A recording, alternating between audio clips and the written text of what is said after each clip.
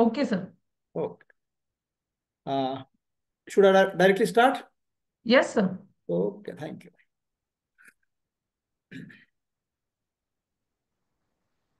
Good evening, all the participants. आजचं आपलं दुसरं सेशन चालू आहे. काल आपण ही परीक्षा फेस करण्यासाठी काय काय गोष्टी आपण आत्मसात केल्या पाहिजेत हे आपण पाहिलं. आपला आत्मविश्वास अधिक वाढावा यासाठी सुद्धा आपण तयारी कशी केली पाहिजे हेही आपण पाहिलं.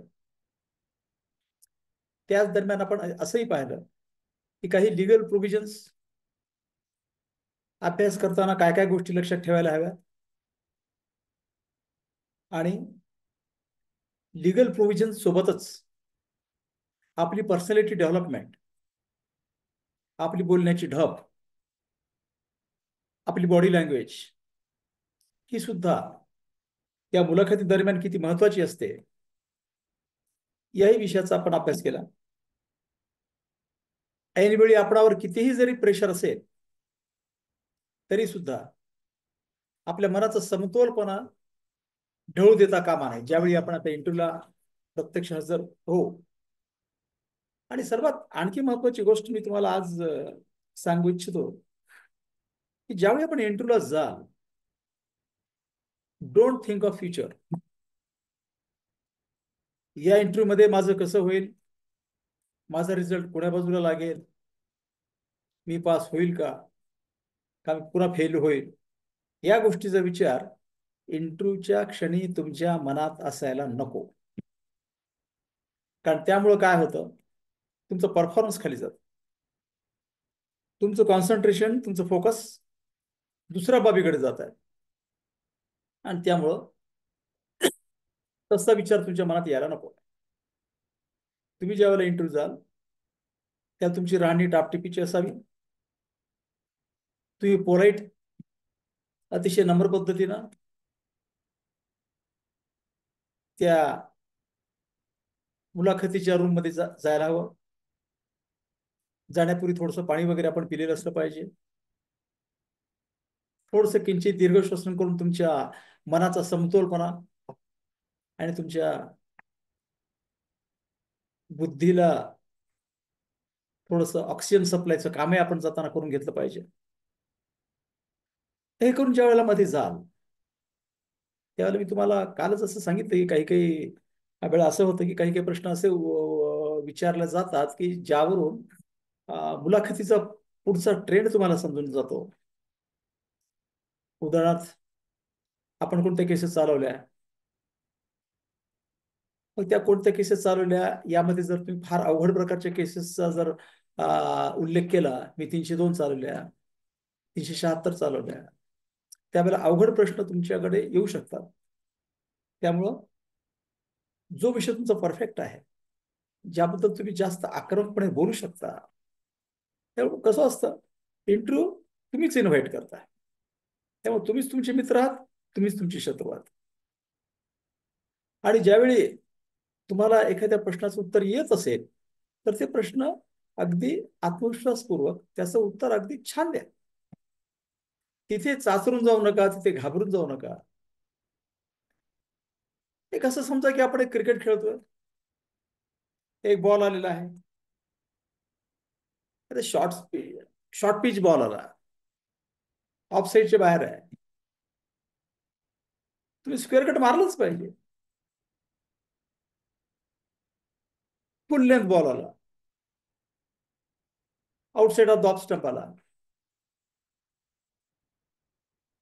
तुम्हाला कव्हर ड्राईव्ह मारावं लागेल. तो जर तुम्ही तिथे प्लेड करत बसले तर पुढचा स्कोअर कसा करणार तुम्ही.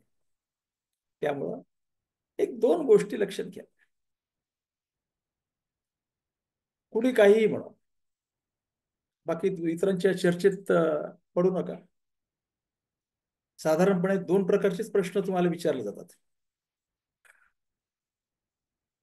ब्रॉडली सगळ्या प्रश्नाचं जर आपण वर्गीकरण केलं, ते सर्व प्रश्न फक्त दोन कॅटेगरी खाली येतात. पहिली कॅटेगरी अशी आहे की जिचं उत्तर तुम्हाला माहिती आहे, आणि दुसरी कॅटेगरी अशी आहे की जिचं उत्तर तुम्हाला पूर्णपणे माहित नाही. तर मी आता म्हटल्याप्रमाणे जर ज्या प्रश्नाचं उत्तर तुम्हाला पूर्णपणे माहिती आहे ते तुम्ही स्क्वेअर कट कव्हर ड्राईव्ह मारू शकता. जिथे येत नाही तिथे जे तिथे ते तुम्ही अडखळणार. मग तिथे निरनिराळे तुम्हाला सांगणार की जर एखादं खोटं उत्तर देण्यापेक्षा नाही असं म्हणा, तिथे गप्प राहा, शांत राहा, सॉरी म्हणा, आय डोंट रिकलेक्ट म्हणा. मी असं म्हणणार नाही, मी असं म्हणण्याला समर्थन करणार नाही. कारण कोणताही प्रश्न ज्यावेळी तुम्हाला विचारत, पहिलं तर तुम्हाला हे कळालं पाहिजे की हा प्रश्न कोणत्या चॅप्टरमध्ये आहे. हा प्रश्न ट्रान्सफर प्रॉपर्टीच्या 100 सेक्शन मध्ये मिळतो, 118 मध्ये मिळतो, 124 मध्ये मिळतो, कुठेतरी तुमच्या लक्षात येणारच ना. तुम्हाला समजा तुम्हाला विचार व्हॉट इज गिफ्ट, मला कळतं की ट्रान्सफर प्रॉपर्टी ऍक्ट मधला काहीतरी सेक्शन 118 वगैरे कुठेतरी आहे. सेक्शन 122 असेल गिफ्टचं सेक्शन आहे. ट्रान्सफर प्रॉपर्टी ऍक्ट मध्ये गिफ्ट आहे हे तर तुम्हाला कळायला हवं. ट्रान्सफर प्रॉपर्टी म्हणजे काय? प्रॉपर्टीचे ट्रान्सफरचे प्रकार आहेत. आणि एवढं मोठं ट्रान्सफर प्रॉपर्टी ऍक्ट जरी असेल तर प्रत्यक्षात ते ट्रान्सफर प्रॉपर्टी ऍक्ट मध्ये फारसं काही समजण्यासारखं असं अवघड काहीच नाहीये. फक्त 7 प्रकारचे ट्रान्सफर आहेत. 7ही नसतील. एक सेल आहे, 154, 58, 100, 105, 118, 122 आणि 130. हे फक्त 7 सेक्शन साठी ट्रान्सफर प्रॉपर्टी ऍक्ट आहे. Sale, mortgage, charge, lease, exchange, gift आणि ऍक्शनेबल क्लेम हे एवढेच फक्त ट्रान्सफर प्रॉपर्टी ऍक्टच्या अंतर्गत येतात. फक्त 8 प्रकारचे ट्रान्सफर आहेत, 7 प्रकारचे. ते सुद्धा पूर्ण प्रकारे नाहीत. सेल असेल 154, तिथे ज्याला सेल ऑफ गुड्स खाली येतात काही, ज्यावेळेला ते sale is in respect of goods, it is govern under sale of goods act. म्हणजे फक्त इम्युअल प्रॉपर्टी आणि काही दुसरे सेल्स एवढेच फक्त सेल खाली येतात. नेहमी अभ्यास करताना हे असे 7 या ऍक्ट मध्ये 7 ट्रान्सफर्स आहेत. त्याच्यामध्ये फरक काय आहे? प्रॉपर्टी कुठे ट्रान्सफर होते? सेलमध्ये प्रॉपर्टी पूर्ण ट्रान्सफर होते. मॉर्गेजमध्ये प्रॉपर्टी ट्रान्सफर होत नाही. मॉर्गेजमध्ये काय ट्रान्सफर होतं? मॉर्गेजमध्ये फक्त इंटरेस्ट इन इम्युअल प्रॉपर्टी एवढंच ट्रान्सफर होतं. एवढंच लक्षात ठेवायचं आपल्याला. सेलमध्ये पूर्ण प्रॉपर्टी ट्रान्सफर होते. सेलमध्ये कन्सिडरेशन असतं, फुल्ली पेड, पार्टली पेड, हे त्यामध्ये भाग आहे. काही काय फारसा अवघड काय त्यामध्ये, आपल्याला ते समजून जाणारे सेक्शन्स आहेत. आणि त्यामुळे तुम्हाला असं घाबरून जाण्याची गरज नाही. काही विचारत तुम्हाला माहिती आहे, बेस तुम्हाला माहिती आहे. 154 म्हटलं तर सेल आहे, सेल ऑफ गुड्सचा भाग वेगळा झाला, फक्त सेल ऑफ इम्युअल प्रॉपर्टी पाहायचे तुम्हाला. कन्सिडरेशन आहे. मॉर्गेजमध्ये फक्त limited transfer of interest in the immovable property एवढंच आहे. दुसरं काय? कशासाठी? पर्पज काय त्याचं? कर्ज आहे, कर्ज वसुलीसाठी. फॉर सिक्युरिटी, चार्ज आहे, सिक्युरिटीसाठीच आहे. लीज आहे, लीजचा फक्त अर्धाच भाग येतो, कारण लीज ऑफ इम्युअल प्रॉपर्टी प्रत्येक स्टेटमध्ये रेंट ऍक्ट आहेत. त्यामुळे transfers under lease also govern under different state rent act. त्यामुळे तोही भाग मर्यादितच आहे. लायसन्स ट्रान्सफर ते ट्रान्सफर प्रॉपर्टी ऍक्ट मध्ये नाहीच आहे. Transfer under license is recognized under easement act. Easement act मध्ये आहे. म्हणजे ट्रान्सफर प्रॉपर्टी ऍक्ट मध्ये फक्त sale, mortgage, charge, exchange, gift आणि ऍक्शनेबल क्लेम एवढे फक्त 7 प्रकारचे ट्रान्सफर येतात. 7 प्रकारच्या ट्रान्सफर जर तुम्ही असे कंपॅरेटिव्ह स्टडी केली तर तुम्ही हे करू शकता. आपला अभ्यास सोपा करण्याचा प्रयत्न करा. कारण होतं कसं, थोडस मला असं वाटतं की मी तुम्हाला कालच सांगितलं की लिगल नॉलेज सोडून इतरत्र तुमचे पर्सनॅलिटी ट्रेट्स फार महत्वाचे आहेत. तुमचे व्यक्तिमत्व फार महत्वाचं आहे. आणि जी तिथं तुम्हाला दाखवण्याची एक संधी मिळते, ती संधीचा लाभ तुम्ही अवश्य घेतला पाहिजे. कारण इंटरव्ह्युअर्स तुम्हाला वेगवेगळे प्रश्न विचारतील. तुमच्या दैनंदिन कामकाजाबद्दल प्रश्न विचारू शकतात. तुम्ही जिथे राहता तिथल्या भौगोलिक रचनेबद्दल विचारू शकतात. ते राजकीय प्रश्न विचारू शकतात. त्याचा फायदा घ्या. आणि बोलताना नेहमी अजून एक ठेवलं पाहिजे, सकारात्मक भूमिका म्हणून घेतली पाहिजे. उदाहरणार्थ तुम्हाला सांगितलं की एव्हिडन्स ऍक्ट मध्ये आता चेंजेस झाले, स्पेसिफिक रिलीफ ऍक्ट मध्ये 2019ला चेंजेस झाले. त्याचं पर्पज काय आहे, त्याचं ऑब्जेक्ट काय आहे, तर ते तुम्हाला सांगता यायला हवं. स्पेसिफिक रिलीफ ऍक्ट ज्यावेळी आमूलाग्र 2019ला बदलला, त्यामध्ये खूप बदल झाले. त्याचं मेन ऑब्जेक्ट जे होतं स्पेसिफिक रिलीफ ऍक्टचं, तेच ऑब्जेक्ट बदललं. एक तुम्हाला असं आढळून येईल ते बदलण्याचं प्रमुख कारण म्हणजे हे सुद्धा आहे, एक वर्ल्ड बँकचं एक रेकॉर्ड ठेवत असते world bank, doing the business.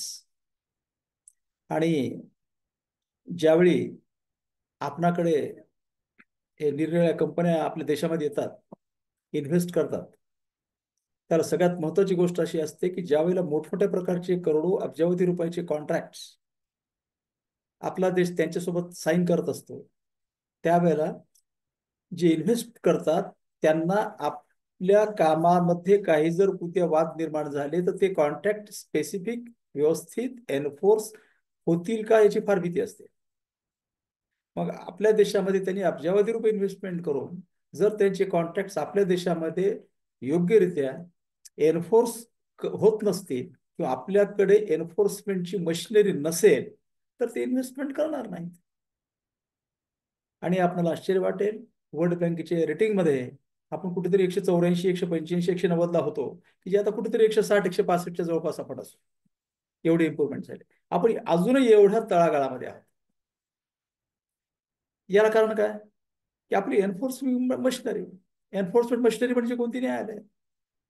त्यामुळे आपण त्या परिस्थितीचा मुकाबला करण्यासाठी आपल्याकडे आर्बिट्रेशन ऍक्ट आलं.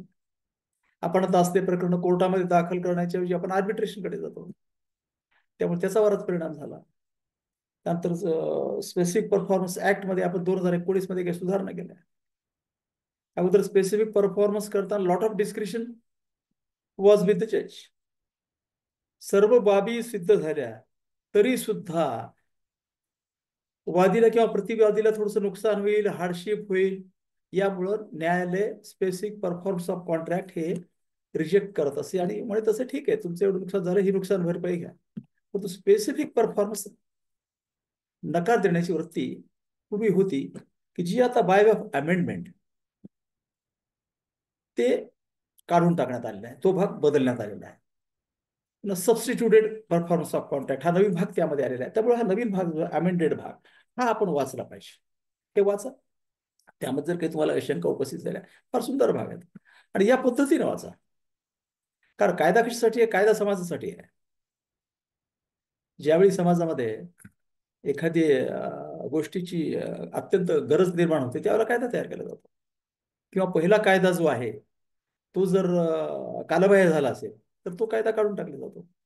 की त्यामुळे कायदे मध्ये बदल आणि नवीन कायदे अस्तित्वात आणणे आणि जुने कायदे स्क्रॅप करणे, ही संपूर्ण पद्धत, ही संपूर्ण प्रोसिजर ही नेहमी करता चालू असते.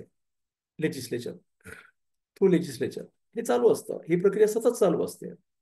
त्यामुळे हे वरचेवर प्रत्येक कायद्यामध्ये दुरुस्ती होतात किंवा कायदे रिप्लेस होतात, कायदे बदलले जातात, कायद्यामधले प्रोव्हिजन्स काही स्क्रॅप केले जातात, काही नवीन प्रोव्हिजन ऍड केले जातात.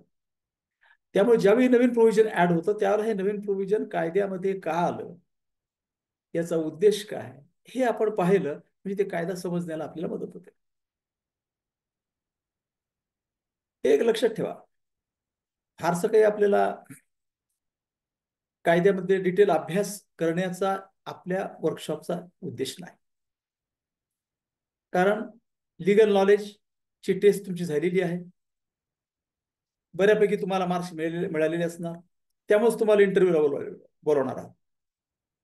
फक्त त्यामुळे इंटरव्ह्यूसाठी आवश्यक ज्या पद्धती आहेत, इंटरव्ह्यूसाठी आवश्यक ते भांडवल आपल्याकडे आहे का हे पाहिलं पाहिजे. आपल्या आयुष्यामधली प्रत्येक घटना जी आहे ती आपणच खेचून आणत असतो. जी घटना घडते त्याला दुसरं कोणी जबाबदार नसतं. ही सगळी प्रचंड शक्ती तुमच्या विचारामध्ये आहे. तुमचे विचार कसे आहेत यावरून तुमचा पुढचा रिझल्ट अवलंबून आहे. सतत मनात धरले नाही मी फेल होणार, मी फेल होणार, हे अवघड, हे अवघड, हे अवघड, आणि नंतर मग काय म्हणतो, नाही माझ्या ही डेस्टिनी आहे, it is a part of destiny, असं पुष्कळ जण म्हणतात. जे फेल होतात ते नाही म्हणत असतात, ही नियती आहे, माझी नियती आहे, म्हणजे डेस्टिनी आहे, माझ्या डेस्टिनीमध्ये फेल्युअर लिहिलेलं आहे, माझ्या डेस्टिनीमध्ये फेल्युअर लिहिलेलं आहे, असं ज्या वेळेला तुम्ही म्हणाल त्यावेळेला ही डेस्टिनी तुमच्या भविष्यामध्ये फेलचा शिक्का मारून बाजूला होणार. ही वस्तुस्थिती आहे. त्यामुळे मी तर म्हणेल की आज तुम्ही जे बॅरॅक्स वाचत आहात किंवा अजून काही लिगल नॉलेज अक्वायर करण्याचा प्रयत्न करत आहात, त्याऐवजी तुम्ही एक आपल्यापैकी बरेच जण यू कॅन विन हे पुस्तक शिव खेराने लिहिलेलं आहे. ते पुस्तक आपण अवश्य वाचलं पाहिजे जाण्यापूर्वी. काही एखादा 2 दिवस लागतील तुम्हाला ते पुस्तक वाचायला. अतिशय सुंदर आहे आणि यामुळे तुम्हाला इंग्लिश एक्सप्रेशनही तुमचं वाढेल, कारण अगदी शॉर्ट लँग्वेजेसमध्ये आणि शॉर्ट सेंटेन्सेसमध्ये हे पुस्तक लिहिलेलं आहे. ते मोटिवेशनसाठी अत्यंत सुंदर पुस्तक आहे. आणि तसं दुसरं ही डेस्टिनी ज्या वेळेला आपण दोष देतो किंवा आपण नियतीला दोष देतो, एक साधी सरळ गोष्ट आहे. ज्या वेळेला मी एकच गोष्ट वारंवार म्हणतो की मी फेल होणार आहे, मी फेल होणार आहे, मी फेल होणार आहे, ही नियती काय करेल ते तुमच्या शरीराच्या आत आणि तुमच्या बाहेर आंतरिक परिस्थिती आणि बाह्य परिस्थिती त्यानुसार निर्माण करत असते ती नियती. आणि त्यामुळे तुम्ही फेल होता किंवा सक्सेस. तुम्ही जर मनात सतत सकारात्मक विचार ठेवले, मी पास होणार आहे, काही अवघड नाहीये, माझं ऑलरेडी इंटरव्ह्यू झालेला आहे, माझं ऑलरेडी टेस्टिंग झालेलं आहे, त्या टेस्टिंग मध्ये पास झालेलो आहे, आता मी थोडासा पाठ राहिला आणि तो पाठ आय विल गेट थ्रू. ते फारसं अवघड नाही त्याला, मी बोलू शकतो, मला फक्त बोलायचं आहे. लिगल नॉलेज शिवायही दुसरे 3-4 आहेत. लिगल नॉलेज विचारलं तर मी वाचलेलं आहे, त्यापैकी काही ना काहीतरी मला येणारच आहे. एखादी गोष्ट येणार नाही काही फारसं बिघडत नाही. मी तुम्हाला कालच सांगितलं की प्रत्येक प्रश्नाची अचूक उत्तर अपेक्षित नाहीत. उत्तर चुकू शकतात, परंतु तुम्हाला काहीतरी बोललं पाहिजे. तुम्ही जर बोलणार नसाल मग तुमचं ते भविष्य तिथेच अंधकारमय होऊन जाईल. हे जे मी तुम्हाला सांगतो यासाठी अजून एक मी तुम्हाला एक अल्केमिस्ट नावाचं एक पुस्तक आहे की ज्याच्या 20 लाख 25 लाख प्रति वर्षाला खपत असतात. मोटिवेशनल अल्केमिस्ट नावाचं पुस्तक आहे. याची थीम आहे की when you want something the entire universe conspires in helping you. हे थीम आहे या पुस्तकाचं. आणि हे पुस्तक लिहिलेलं आहे पोलो कोइलो या ॲथरने हे पुस्तक लिहिलेलं आहे. हे पुस्तक मला असं वाटतं की तुम्ही एकदा वाचून काढलं पाहिजे. यावेळी हे 2 पुस्तक मी रिकमेंड करेन तुम्हाला, तुमची आत्मविश्वास शक्ती वाढवण्यासाठी आणि तुमची सकारात्मक ऊर्जा वाढवण्यासाठी निश्चित या दोन्ही गोष्टीचा फायदा होईल. त्यामुळे मी रिकमेंड करतो की दोन्ही पुस्तकं तुम्ही वाचा आणि नंतर तुमच्यामध्ये होणारे बदल तुम्ही स्वतःच अनुभवा. अरे कालपर्यंत मला माझा आत्मविश्वास नव्हता, पण ते पुस्तक वाचल्यानंतर मला असं वाटतं की नाही मी काहीतरी करू शकेन. आणि एकदा तुम्ही आत्मविश्वासाच्या एका विशिष्ट पातळीवर पोहोचाल तिथे तुम्हाला फारसं हे वाटणार.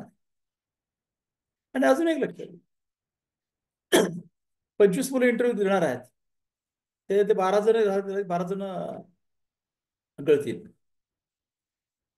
एकदा तुम्ही आत गेल्यानंतर तुमच्या मनात एकच विचार आला पाहिजे, मी इंटरव्ह्यू चांगला देणार आहे, प्रत्येक प्रश्नाला उत्तर देण्याचा प्रयत्न करणार आहे, प्रामाणिक प्रयत्न करणार आहे. मला एखादं उत्तर येत नसेल तर त्याचं उत्तर कसं द्यायचं हे सुद्धा मी ठरवून ठेवलेलं आहे. हे सुद्धा मी ठरवून ठेवलेलं आहे. उदाहरणार्थ काय, उदाहरणार्थ विचारलं तुम्हाला एखादा प्रश्न, when culpable homicide amounts to murder, उत्तर देऊ शकता, sir I have not dealt with session matters, I am exclusively working in the court of civil जज junior division. I have dealt with maintenance matters, some execution matters, some injunction matters. But sorry, sir, I have no occasion to deal with any session matter.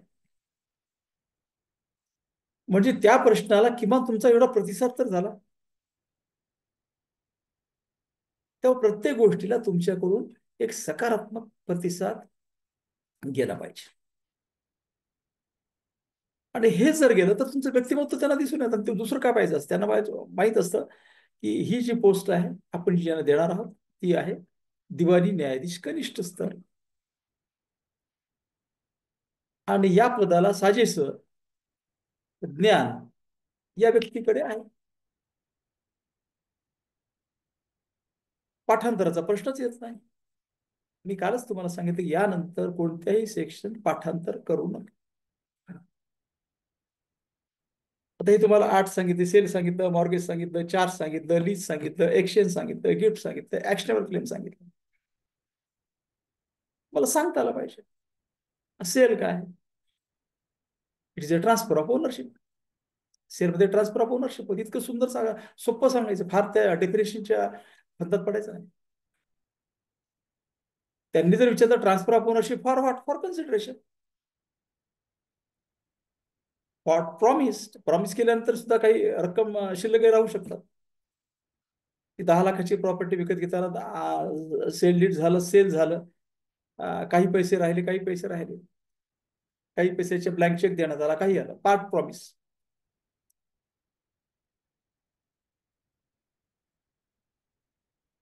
Mortgage आहे, it's a limited transfer of interest in the immovable property towards security. कशाची security? लोनची security. Mortgage मध्ये नेहमी loan असतं. हे पक्के आराखडे आपल्या भाषेमध्ये आपल्या मनामध्ये नीट जुळून ठेवा आणि याच्याच भांडवलावर आपल्याला पुढे जायचं. चार्ज आहे, चार्ज मध्ये काही प्रॉपर्टी काही ट्रान्सफर होत नसते. त्याच्यामध्ये काय असतं? त्याच्यामध्ये काय असतं? टुवर्ड सिक्युरिटी ऑफ अमाऊंट, त्या प्रॉपर्टीवर तेवढा चार्ज ठेवलेला असतो. प्रॉपर्टी जरी ट्रान्सफर झाली तर तो चार्ज त्या प्रॉपर्टीवर राहतो. एवढंच चार्जचा अर्थ आहे, यापेक्षा दुसरं काहीच नाही. एक्सचेंज आहे, साधारणपणे एक्सचेंजचे प्रश्न आपल्याकडे काही विचारतो. ठीक आहे, इट इज एक्सचेंज म्हणजे काय? Transfer of one thing, transfer of दोन थिंगचे ट्रान्सफर परस्पर झाले, एक्सचेंज ऑफ प्रॉपर्टी झाली, दॅट इज एक्सचेंज. गिफ्ट आहे, गिफ्ट मध्ये काय आहे? ट्रान्सफर आहे. It is also transfer of ownership. सेलमध्ये आणि गिफ्टमध्ये ट्रान्सफर ऑफ ओनरशिप आहे. विचारू शकतात. मग बिल काय आहे? Bill is also transfer of property, gift is also transfer of property. What is difference? मला पटकन क्लिप खायला पाहिजे. Gift, the moment the property is gifted त्याचं पोझिशन जातं. ज्याला गिफ्ट देण्यात आला तो ओनर होतो. तर in case of will, will हे ट्रान्सफर प्रॉपर्टी ऍक्ट मध्ये येत नाही. विल मध्ये the execution of the will happens after the death of the testator. मृत्यूनंतर ती विल कार्यान्वित होते. गिफ्ट, जो व्यक्ती जीवित असतो त्याच्या का हयातीमध्येच ते हे होतं, एक्झिक्यूट होतं. हे असे ब्रॉड फरक हे तुमच्या मनामध्ये ठेवून द्या. या सगळ्या ट्रान्सफर्स मध्ये संपूर्ण ट्रान्सफर ऑफ प्रॉपर्टी ऍक्ट संपली, याच्यापेक्षा अधिक ट्रान्सफर ऑफ प्रॉपर्टी ऍक्ट मध्ये त्याचेच नियम दिलेले आहेत. बाकीचे तुमचे सेक्शन्स आहेत, सेक्शन 54 ते 58, बाकीचे जे हे आहेत, how sale takes place etcetera etcetera, ते काही फारसं पाठांतर करण्याची गरज नाही. एकदा वाचलं तर ठीक आहे. फक्त ब्रॉडली हे फक्त 7 सेक्शन्स तुम्हाला माहित असले पाहिजे. 54, 58, 100, 105, 118, 122 आणि 130 हे फक्त 7 सेक्शन्स तुम्हाला जर माहित असते, ट्रान्सफर प्रॉपर्टी ऍक्ट संपला. असं तुम्ही सोपं सोपं सोपं करत जा.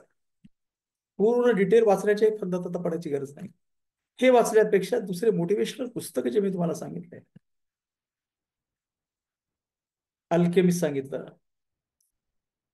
किंवा यू कॅन विन हे शिव खेराचं पुस्तक सांगितलं, ते पुस्तक वाचा. तुमचा आत्मविश्वास थोडासा द्विगुणित होईल आणि तुम्ही पुढे करा. आणि एक लक्षात ठेवा, ज्यावेळी तुम्ही इंटरव्ह्यू फेस कराल,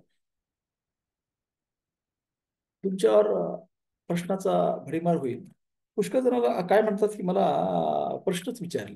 काही लोकांची एक अशी असते, मला प्रश्न, मला विचार कुठे राहता, काय नाही, कोण असतं तिथे, असं असं आहे. एखाद दोन प्रश्न विचार 3-4 मिनिटांमध्येच इंटरव्ह्यू एखाद्याचा कन्क्लूड होऊ शकतो. असे प्रकार घडलेले आहेत. मग असे काही विद्यार्थी म्हणतात की आमचा जर इंटरव्ह्यू झालेलाच नाही सर, आम्हाला जास्त प्रश्न विचारण्यात आले नाहीत.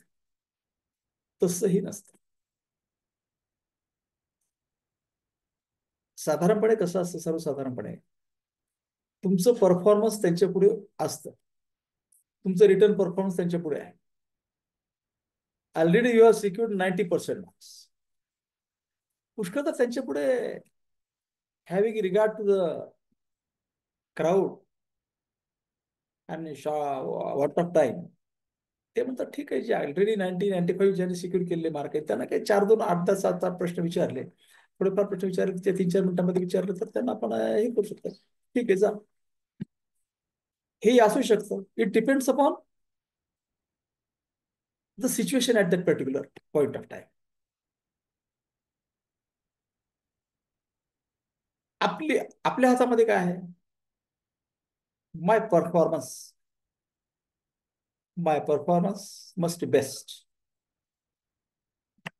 त्यामुळं बेस्ट परफॉर्मन्स देऊन यायचं. ह्या बेस्ट परफॉर्मन्स देण्यासाठी काल जे मी तुम्हाला काही सूचना दिल्या की आता केस स्टडी अप्रोच काल आपण सुरू केलं, नवीन प्रकार, केस स्टडी अप्रोच. आपण फक्त सेक्शन्स पाहत होतो, हे पाहत होतो, पण ते it will not work while facing oral interview. त्याच्यामुळे केस अप्रोच यानंतर आपल्याला उपयोगी पडणार आहे. मी तुम्हाला काल एक उदाहरण दिलं. आपण स्पेसिफिक परफॉर्मन्सची एक केस घेतली आणि स्पेसिफिक परफॉर्मन्सच्या केसमध्ये आपण विविध प्रकारे प्रोव्हिजन्सचा अभ्यास केला की त्यामध्ये काय सेक्शन 54 आहे, लिमिटेशन ऍक्टचा त्यामध्ये अंतर्भूत आहे. त्या अनुषंगाने आपण ते प्रोव्हिजन पाहिले. त्या स्पेसिफिक परफॉर्मन्स ऑफ कॉन्ट्रॅक्टमध्ये इश्यूज कोणते असायला हवेत हे आपण पाहिलं. त्याची ऑपरेटिव्ह ऑर्डर कशी असावी हेही आपण पाहिलं. पुष्कळ आहेत का सर, छोटे छोटे प्रश्न निर्माण होतात आणि ते छोटे छोटे प्रश्न तुम्हाला विचारण्यात येतात की ज्यामध्ये फारसा वेळ लागणार नाही आणि तुमचा ट्रेंड कळेल, तुमचं लिगल नॉलेज कळेल आणि तुमची सांगण्याची हातोटी कळेल. काही प्रश्नांना उत्तर देणं थोडंसं अवघड असतं. उदाहरणार्थ अगदी साधा प्रश्न विचारला की स्पेसिफिक परफॉर्मन्सच्या सूटमध्ये अग्रीमेंटला एक्झिबिट टाकायला ऑब्जेक्शन घेतात, तर तुम्ही काय कराल? अग्रीमेंटला एक्झिबिट टाकाल का? एक्झिबिट टाकण्यासाठी काय नियम आहे? डॉक्युमेंटला एक्झिबिट केव्हा टाकायला हवं? त्यावर आपण रिलेव्हंट प्रोव्हिजन्स ऑफ सीपीसीचे वाचलेले जरी असेल तर आपल्याला समजणार नाही.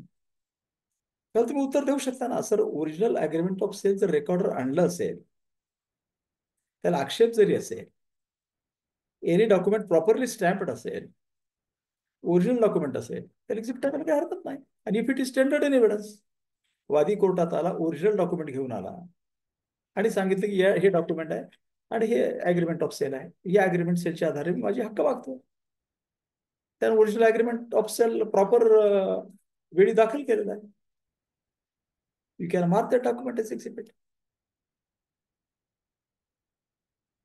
दुसरा पार्टीने आक्षेप घेतला तर तुम्ही काय कराल? आपण सांगायचं त्यांचा आक्षेप आम्ही रेकॉर्ड करू, त्याचा आक्षेप रेकॉर्ड करू आणि आक्षेप कायम ठेवून त्याला एक्झिबिट देऊ. मग आक्षेप कधी डिसाईड करणार? तो आक्षेप जर महत्वाचा असेल, डॉक्युमेंटच्या ऍडमिसिबिलिटी बाबत असेल, तर त्याला on that point of time आपण डिसाईड करू. If it requires other evidence, then it can be decide at the time of final stage, ते करता येईल. तर तुम्हाला असं सांगता आलं पाहिजे की डॉक्युमेंट एक्झिबिटिंगची जी प्रोसेस आहे ही तुम्हाला थोडीफार आपण कोर्टात जात असाल, कारण शेवटी निर्णय कशावर देण्यात येतो हे आपल्याला माहित पाहिजे. न्यायाधीश निर्णय, न्यायाधीशाला निर्णय देण्यासाठी त्याच्यासमोर काय काय असतं? वादीचा दावा असतो, सूट, डिफेंडंटचा रिटर्न स्टेटमेंट असतं, आणि त्यानंतर वादीने दाखल केलेले डॉक्युमेंट्स असतात, प्रतिवादीने दाखल केलेले डॉक्युमेंट्स असतात, आणि त्यानंतर त्यांची आर्ग्युमेंट असते आणि दोन्ही पक्षांनी दिलेला पुरावा.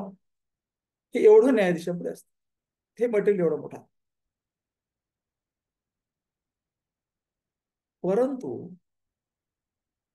निर्णय लिहिताना तुम्हाला वादीचा साक्षी पुरावा वाचता येतो, प्रतिवादीचा साक्षी पुरावा वाचता येतो, पण डॉक्युमेंट जे आहेत, वादींनी 100 डॉक्युमेंट्स दाखल केलेले आहेत, प्रतिवादींनी 100 डॉक्युमेंट्स दाखल केलेले आहेत. सर्वच डॉक्युमेंटचा उहापोह जजमेंटमध्ये आवश्यक आहे का? नाही. काही डॉक्युमेंट्स ऍडमिसिबल आहेत, काही डॉक्युमेंट्स इनऍडमिसिबल आहेत. त्यामुळं ज्या डॉक्युमेंटवर एक्झिबिट पडलेलं आहे, ज्या डॉक्युमेंटवर एक्झिबिट पडलेलं आहे तेवढेच डॉक्युमेंट सोबत बाजूला काढतात, की बाकीचे डॉक्युमेंट जे आहेत ते बाजूला काढतात.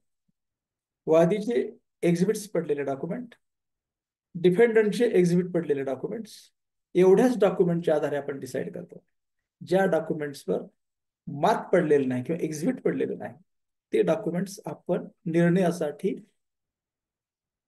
लक्षात घेत नाही, त्याच्यावर आपण निर्णय देत नाही, कारण ते डॉक्युमेंट हे अग्राह्य आहेत असं आपण समजतो, आणि त्या डॉक्युमेंटचा उहापोह आपण जजमेंटमध्ये करत नाही. या साध्या गोष्टी या कुठं पुस्तकात लिहिलेल्या नाहीत, हे कुठं पुस्तकात लिहिलेलं नाही. याचं इन्फरन्सेस काढायला लागतात, प्रोव्हिजन पाहून इन्फरन्सेस काढायला लागतात. तर मला तुम्हाला हे सांगायचं की हे आहे अनुभवाचा भाग. मग तुमची पर्सनॅलिटी टेस्ट करताना न्यायालय एवढं पाहिजे की तुम्ही काय काम केलेलं आहे का, तुम्ही न्यायालयामध्ये काम केलेलं आहे का, त्यामुळे ते विचारू शकतात तुम्हाला की तुम्ही कोणती केस चालवली. एक लक्षात ठेवा. जर तुम्हाला ही गोष्ट माहीत नसेल तर माहीत नाही म्हणून सांगू शकता, नाही सर ही गोष्ट मला एवढी आज आठवत नाही, मी नाही सांगू शकत, असं तुम्ही म्हणू शकता. जर एखादा क्लिष्ट असेल की ज्यामध्ये तुम्हाला काहीही माहित नाही, ही गोष्ट मी केस डायरेक्ट साहेब पुढे चालवली नाही सर, त्यामुळे या गोष्टीचा मला परत अनुभव आलेला नाही. परंतु माझं जे वाचनामधलं जे नॉलेज आहे, त्या वाचनामध्ये नॉलेजमध्ये इनऍडमिसिबल डॉक्युमेंट्स असतील तर त्याला एक्झिबिट नाही देता येणार, आणि जर ऍडमिसिबल डॉक्युमेंट्स असतील ते जर प्रॉपर स्टेजला दाखल केले असतील तर त्याला एक्झिबिट द्यायला हवं. हे अगदी साधं सरळ गणित आपण मांडू शकतो, फार क्लिष्ट मध्ये जाण्याची गरज नाही, आणि एवढंही तुम्हाला पुरेसं आहे. त्यामधील क्लिष्ट भाग वगळून टाक. त्याच्याकरता काही केस लॉज आहेत, ते मी अगदी शेवटच्या दिवशी काही तुम्हाला महत्वाचे केस लॉज मी देईन. तेवढे केस लॉज तुम्ही जर वाचले, मला असं वाटतं लहान सहान ज्या ज्या गोष्टी आहेत इंटरव्ह्यू मध्ये विचारतील तर ते तुम्हाला उपयोगाला येईल.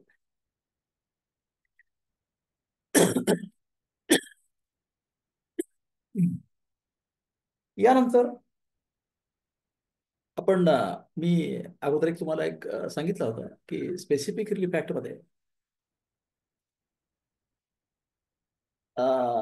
काही जे सेक्शन्स आहेत स्पेसिफिक परफॉर्मन्स ऍक्ट मध्ये, मी तुम्हाला सांगितलं होतं एक अभ्यास म्हणून की आपण काय करा. खरं पाहिजे माझा असा एक विचार होता की एक सेशन झाल्यानंतर 8 दिवस थांबायला हवं, 8 दिवसानंतर दुसरं सेशन, कारण प्रत्येक सेशनवर अभ्यास करायला पाहिजे.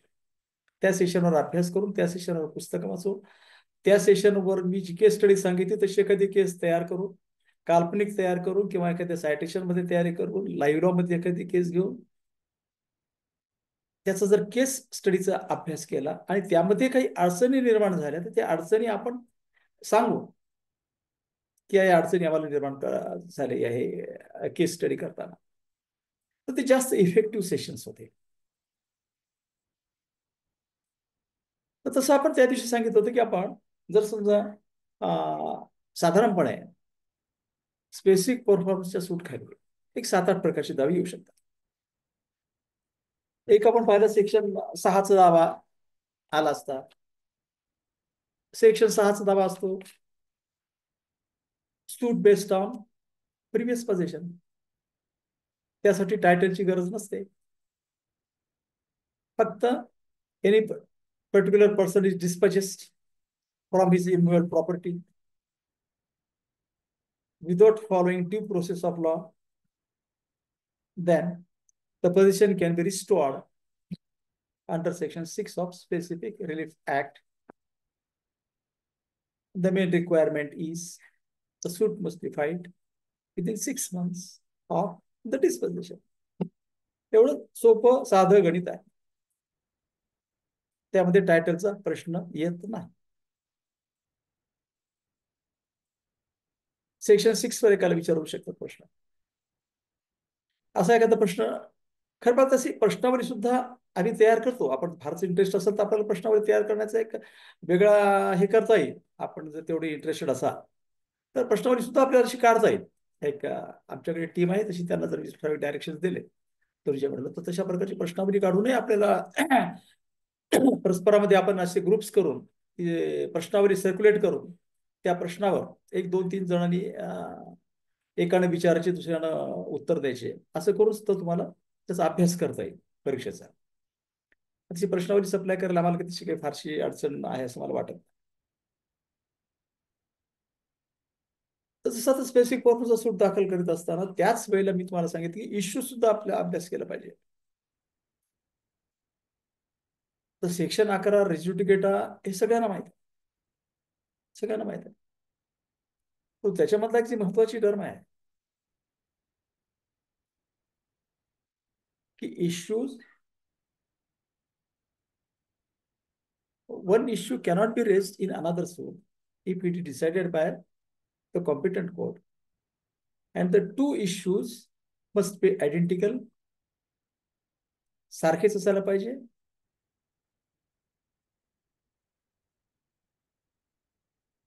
Matter directly and substantially in issue in one suit and the matter directly and substantially in issue in another suit,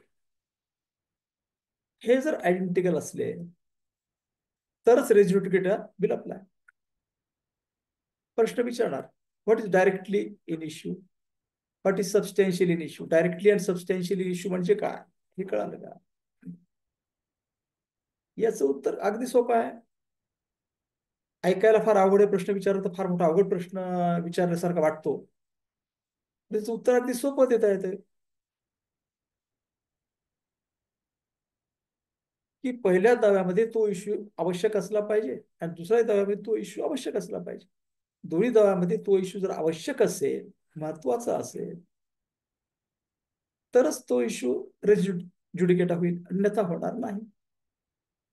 उदाहरणार्थ सेक्शन 6 स्पेसिफिक रिलीफ ऍक्ट मध्ये स्पष्टपणे लिहिलेलं आहे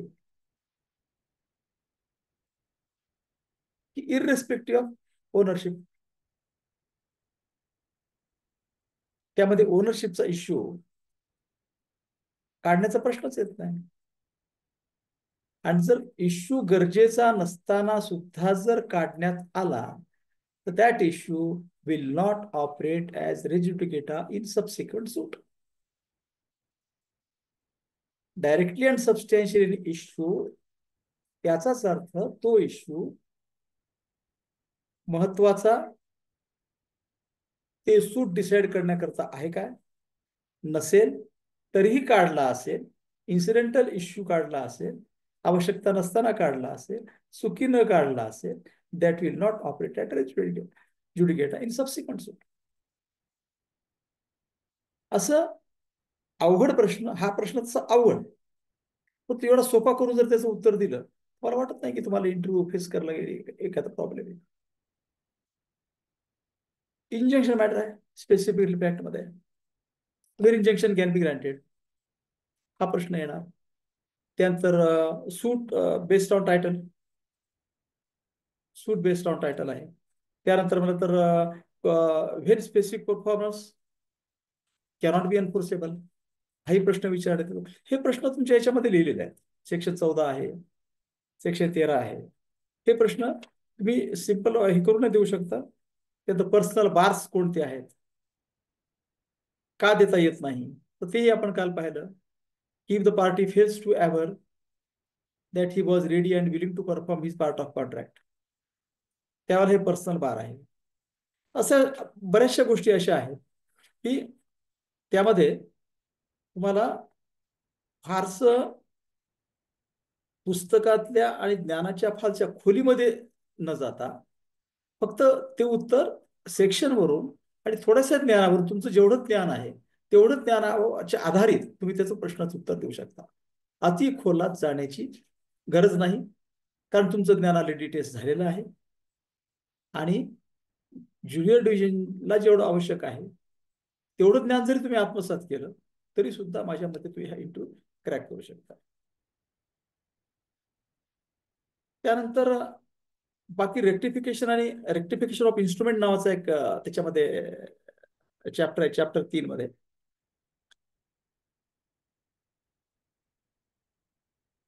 हे इतकं सोपं आहे रेक्टिफिकेशन ऑफ डॉक्युमेंट.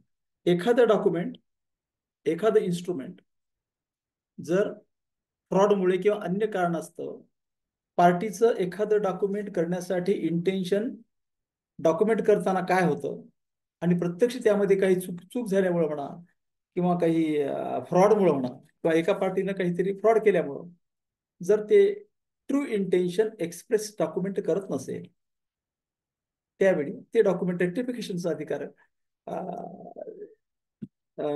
दिवाणी न्यायालयाला आहे. आणि तो दावा जो आहे तो तुमच्या पुढे चालतो. दिवाणी न्यायाधीश कनिष्ठ स्तर यांच्या पुढे हा दावा चालतो. त्यामुळे ते ते डॉक्युमेंट करेक्ट करणे, इन्स्ट्रुमेंट करेक्ट करण्यात येतं. तर अशा प्रकारचे हे लहान लहान लहान लहान जे आहेत हे आपण पाहिले पाहिजे.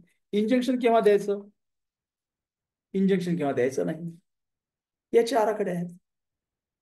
तुम्हाला एखाद्याला असं विचारू शकता की टेम्पर इंजेक्शन, टेम्पर इंजेक्शन केव्हा रेफ्यूज करा.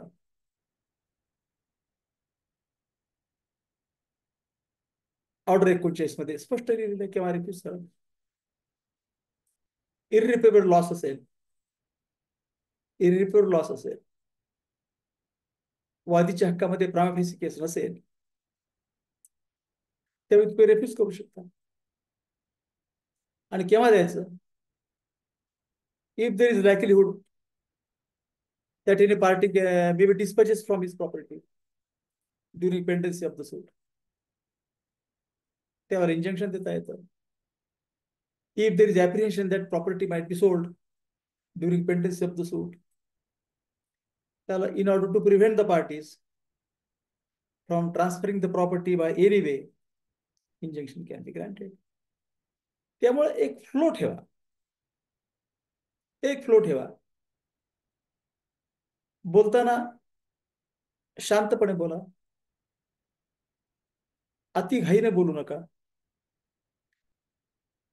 येणारा प्रश्न शांतपणे ऐकून घ्या आणि नंतर त्याचं उत्तर द्या. एखादा प्रश्न ऐकताना काही एक तुम्हाला पुरेसा वेळ मिळाला नाही, ऐकण्यामध्ये तुमचा जास्त वेळ गेला किंवा तो प्रश्न समजला नाही, तुम्ही त्याने विचारू शकता, नंबरपणे त्याने विचारू शकता. Pardon sir, I could not get the question sir, sorry sir, असं म्हणून तुम्ही ते प्रश्न परत रिपीट करणार. ते प्रश्न रिपीट केल्यानंतर पुरेसा वेळ घ्या, समजावून घ्या आणि त्याचं उत्तर द्या.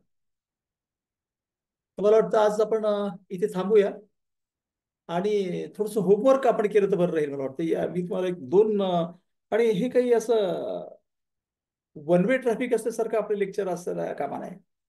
तर तुम्ही काही प्रश्न विचारला हवेत. तुमचे काही प्रश्न आतापर्यंत आले असतील तर तुमच्या मॅडम माझ्या पुढे ट्रान्सफर हे करतील, माझ्या पाठवून देतील. काही तुमचे काही प्रॉब्लेम्स असतील तर, वैयक्तिक काही प्रॉब्लेम्स असतील सर तुम्हाला. आलेले नाहीये पण हा, तसं मी मला ग्रुपमध्ये वाटतं शेअर केले सर. हा, काही त्यांचे प्रश्न असतील तर ते आपण हे करूया पुढच्या याच्यामध्ये. एनिथिंग मोर, कोणाचा काही प्रॉब्लेम आहे?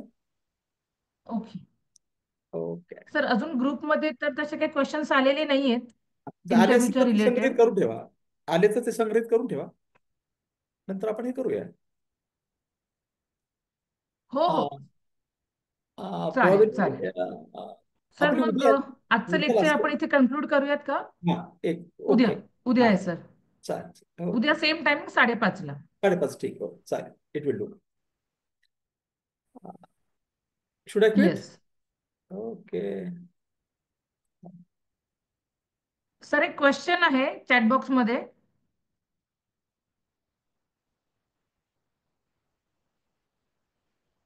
फ्रेंड्स, सरांनी मे बी मीटिंग लीव्ह केली आहे, पण तुमचे जे क्वेश्चन्स आहेत जसं सरांनी सांगितलेले आहे, उद्या थोडंसं इंटरॅक्टिव्ह सेशन आपण करूया. तुमचे काही जे काही क्वेश्चन्स असतील JMFC इंटरव्ह्यूच्या संदर्भातले, ते तुम्ही सरांना विचारा. तुमच्या डाऊट किंवा शंका असतील ते तुम्ही सरांशी इंटरॅक्शन करून उद्या आपण तसा सेशन कंडक्ट करणार आहोत. आणि लास्ट सेशन जे आहे ते आपले जे दुसरे स्पीकर आहेत ॲडव्होकेट राजेश कातोरे, हे कंडक्ट करणार आहे. त्याच्यामध्ये ते BNS आणि नवीन कायदे जुने कायदे यांच्याबद्दल सर तुम्हाला थोडंसं मार्गदर्शन करतील. सो ग्रुपमध्ये कनेक्टेड राहा. तुम्हाला मी शेअर करेनच लिंक.